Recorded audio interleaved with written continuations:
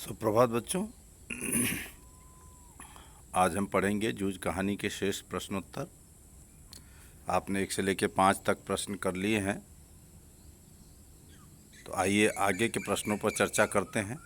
ध्यान से सुनिए, समझिए और अपनी उत्तर पुस्तिका में नोट कीजिए। तो देखिए, छठा प्रश्न यानी इस वीडियो का पहला प्रश्न। दत्ताजी राव से पिता पर दबाव डलवाने के लिए लेखक और उसकी मां को एक झूठ का सहारा लेना पड़ा। यदि झूठ का सहारा न लेना पड़ता तो आगे का घटनाक्रम क्या होता? तो उत्तर देखिए, अनुमान लगाएं।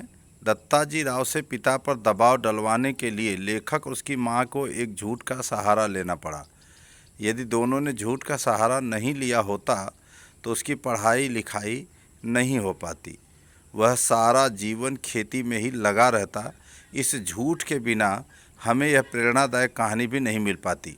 इस तरह कभी कभी एक झूठ भी मनुष्य व समाज का विकास करने में सक्षम साबित होता है।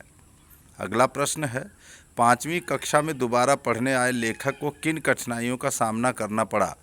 जूझ कहानी के आधार पर लिखिए। तो देखिए, जो लड़के चौथी कक्षा पास करके आए थे, लेखक उनमें से गली के 2 लड़कों को सिवा और किसी को नहीं जानता था।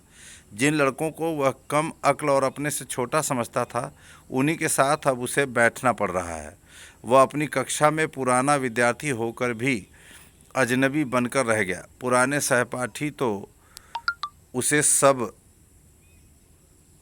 तरह से जानते समझते थे, मगर नए लड़कों ने तो उसकी धोती, उसका गमछा, उसका थैला आदि सब चीज़ों का मजाक उड़ाना आरंभ कर दिया। उसके मन में यह दुख भी था कि इतनी कोशिश करके पढ़ने का अवसर मिला तो उसके आत्मविश्वास में भी कमी आ गई। अगला प्रश्न देखिए, जूझ कहानी में पिता को मनाने के लिए मां और दत्ताजी राव की सहायता से एक चाल चली गई। कृपया ऐसा कहना ठीक है? क्या ऐसा कहना ठीक है? तो देखिए, जूझ कहानी में पिता को मनाने के लिए मां और दत्ताजी राव की सहायता से एक चाल चली गई, यह कहना बिल्कुल ठीक है। लेखक के पिता उसे पढ़ाना नहीं चाहते थे। वे खुद अय्याशी करने के लिए बच्चे को खेती में काम करने में लगाना चाहते थे। पढ़ने की बात करने पर वे जंगली सूअर की तरह गुर्राते थे। उन पर दत्ताजी राव का दबाव भी काम कर सकता था। अतः लेखक की मां व दत्ताजी राव ने मिलकर उन्हें मानसिक तौर पर घेरा तथा आगे पढ़ने की स्वीकृति ली। यदि यह उपाय नहीं किया जाता तो लेखक कभी शिक्षित नहीं हो पाता। अगला प्रश्न है, जूझ कहानी में चित्रित ग्रामीण जीवन का संक्षिप्त वर्णन अपने शब्दों में करें। जूझ कहानी में ग्रामीण जीवन का यथार्थपरक चित्रण किया गया है। गांव में किसान, जमींदार आदि कई वर्ग हैं। लेखक स्वयं कृषि कार्य करता है। उसके पिता बाजार में गुड़ के ऊंचे भाव पाने के लिए गन्ने की पेराई जल्दी करा देते हैं। गांव में पूरा परिवार कृषि कार्य में लगा रहता है, चाहे बच्चे, महिलाएं या वृद्ध। कुछ बड़े जमींदार भी होते हैं जिनका गांव पर काफ़ी प्रभाव होता है। गांव में कृषक बच्चों की पढ़ाई लिखाई पर कम ध्यान देते हैं। ग्रामीण स्कूलों में बच्चों के पास कपड़े पे पर्याप्त नहीं होते। बच्चों को घर व पाठशाला का काम करना पड़ता है। अगला प्रश्न देखिए, लेखक की मां उसके पिता की आदतों से वाकिफ़ थी। लेखक की मां ने लेखक का साथ किस प्रकार दिया? जैसा कि हम सभी जानते हैं, हमने भावार्थ पढ़ लिया है पाठ का, फिर भी लेखक की मां अपने पति के स्वभाव से अच्छी तरह वाकिफ़ थी। वह जानती थी कि वह अपने लड़कियों को पढ़ाना नहीं चाहता। पढ़ाई की बात पर वह बरहेला सूअर की तरह गुर्राता है। इसके बावजूद वह लेखक का साथ देती है और दत्ताजी राव के पास जाकर अपने पति के बारे में सारी बातें बताती है। अंत में वह देसाई को अपने आने की बात पति को न बताने के लिए भी कहती है।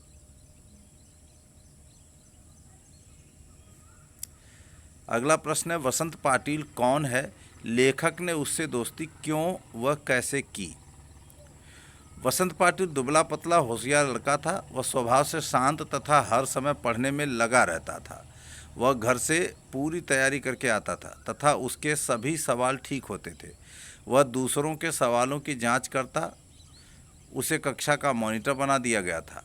लेखक भी उसी की देखा देखी मेहनत करने लगा। उसने बस्ता व्यवस्थित किया, किताबों पर अखबारी कागज़ का कवर चढ़ाया तथा हर समय पढ़ने लगा। उसके सवाल भी ठीक निकलने लगे। वह भी वसंत पाटिल की तरह लड़कों के सवाल जांचने लगा। इस तरह दोनों दोस्त बन गए तथा एक दूसरे की सहायता से कक्षा के अनेक काम करने लगे। लेखक का पाठशाला में विश्वास कैसे बढ़ा, जूझ कहानी के आधार बताइए। जब लेखक को वसंत पाटिल के साथ दूसरे लड़कों के सवाल जांचने का काम मिला, तब उसकी वसंत से दोस्ती हो गई। अब ये दोनों एक दूसरे की सहायता से कक्षा में अनेक काम निपटाने लगे। सभी अध्यापक लेखक को आनंदा कहकर बुलाने लगे। यह संबोधन भी उसके लिए बड़ा महत्वपूर्ण था। मानव पाठशाला में आने के कारण ही उसे स्वयं का नाम सुनने के लिए मिला। आनंदा की कोई पहचान बनी। एक तो वसंत की दोस्ती, दूसरा अध्यापकों का व्यवहार। इस कारण लेखक का अपनी पाठशाला में विश्वास बढ़ने लगा। अगला प्रश्न है, सौंदलगेकर कौन थे, उनमें क्या विशेषता थी। परीक्षा में अक्सर आता है। तो न व सौंदलगेकर लेखक के गांव के स्कूल में मराठी पढ़ाने वाले अध्यापक थे। वे कविता बहुत अच्छे ढंग से पढ़ाते थे। पढ़ाते समय स्वयं रम जाते थे। उनके पास सुरीला गला, छंद की बढ़िया चाल और रसिकता थी। उन्हें पुरानी व नई मराठी कविताओं के साथ साथ अंग्रेजी कविताएं भी कंठस्थ थी।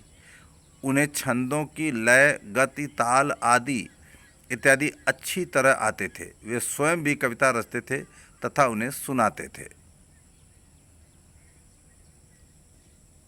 अगला प्रश्न देखिए, दत्ताजी राव की सहायता के बिना जूझ कहानी में पात्र वह सब नहीं कर पा सकता था जो उसे मिला। टिप्पणी कीजिए। यह बात बिल्कुल सही है कि दत्ताजी राव की सहायता के बिना लेखक पढ़ नहीं सकता था। यदि दत्ताजी राव लेखक के पिता को नहीं समझाते तो लेखक को कभी स्कूल नसीब नहीं होता। वह अर्ध शिक्षित ही रह जाता तथा गीत, कविता, उपन्यास न लिख पाता। उच्च शिक्षा के अभाव में उसे अपने खेतों में मजदूर की तरह आजीवन काम करना पड़ता।